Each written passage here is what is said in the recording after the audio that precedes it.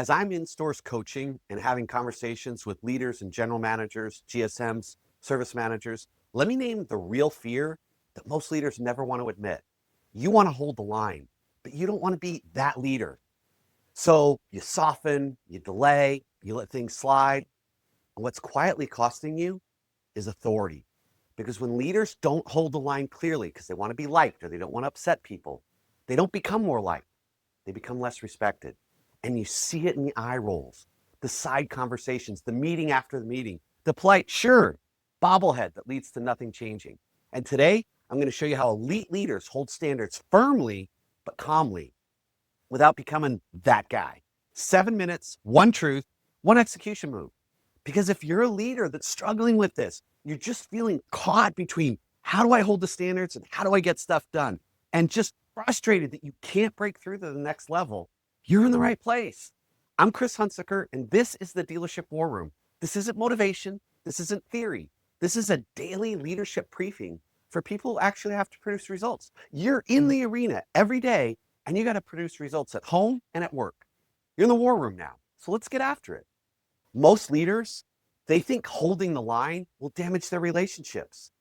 But I need to tell you, that is not what damages trust.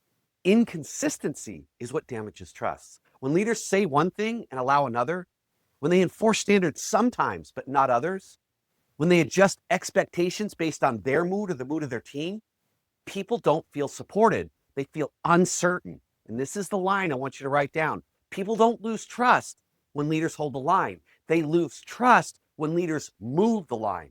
And if holding the line feels tense or uncomfortable, that doesn't mean you're doing it wrong. It means you're out of practice. You've forgotten what you were like when you were at your best.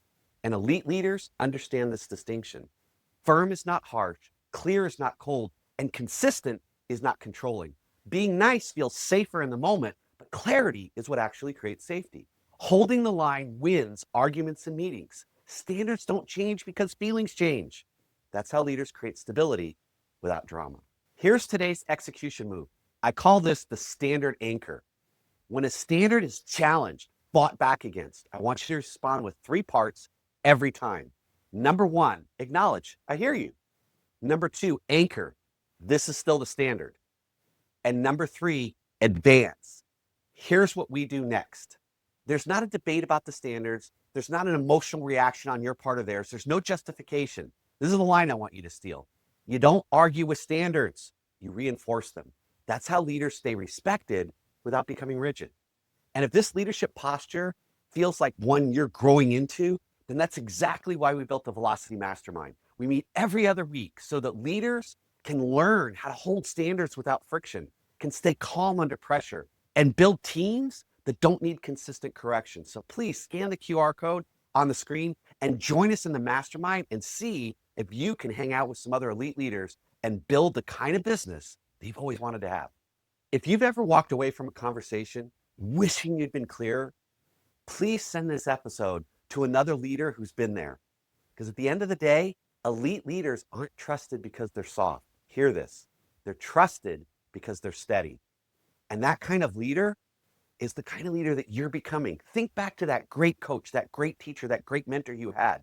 What could you do? You could trust them. Why? Because the standard never changed. And they held you to that standard even when you didn't think you could make it because they knew you could make it. And that's why you remember them 20, 30, 40, 50 years later. Go out today, hold the line, practice that. Remember who you were at your best and do more of that today. Create some leadership fire. And I'll see you tomorrow in the Dealership War Room.